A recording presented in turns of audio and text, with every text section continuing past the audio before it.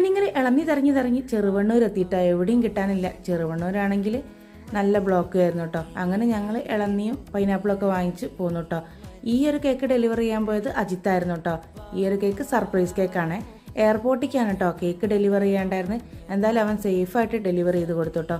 എനിക്ക് ഞാൻ ഡെലിവറി ചെയ്യാത്ത കുറവൊന്നും തോന്നിയില്ല കേട്ടോ. കാരണം ഞാൻ പറയാതെ തന്നെ അവനിക്ക് എയർപോർട്ടിലേക്കുള്ള ഡെലിവറീൻ്റെ വീഡിയോസൊക്കെ എടുത്തു തന്നു കേട്ടോ. എന്തായാലും ആ ഒരു കേക്ക് സേഫായിട്ട് എടുത്ത് കൊണ്ടുപോയി കൊടുത്തു കേട്ടോ. ഈ ഒരു കേക്ക് സർപ്രൈസ് കേക്കായിരുന്നു കേട്ടോ. എൻ്റെ ഫ്രണ്ടിൻ്റെ ഹസ്ബൻഡിന് വേണ്ടിയിട്ടുള്ള സർപ്രൈസ് കേക്കായിരുന്നു കേട്ടോ. എന്തായാലും ഞങ്ങൾ കുറച്ച് ഗൂഢാലോചനയ്ക്ക് ശേഷം എന്തായാലും കേക്ക് അവിടെ എത്തിച്ചിട്ടോ. മനസ്സിലായിട്ടില്ല ആൾക്ക് ആരാ തന്നതെന്ന്. കുറേ വട്ടം അതൊക്കെ ചോദിച്ചിട്ടോ. അതിനുശേഷം ആൾക്ക് മനസ്സിലായിട്ടോ ആര് തന്നതാണ്, വൈഫ് തന്നതെന്നൊക്കെ മനസ്സിലായിട്ടോ. എന്തായാലും ആൾ നല്ല ഹാപ്പിയാണ് കേട്ടോ. ആ ഒരു ഹാപ്പിയിൽ തന്നെ ആൾ കേക്കായിട്ട് പോയിട്ട് കേട്ടോ. എന്തായാലും അവരുടെ സന്തോഷമൊക്കെ ഞാനും ഇങ്ങനെ കണ്ടിരുന്നു.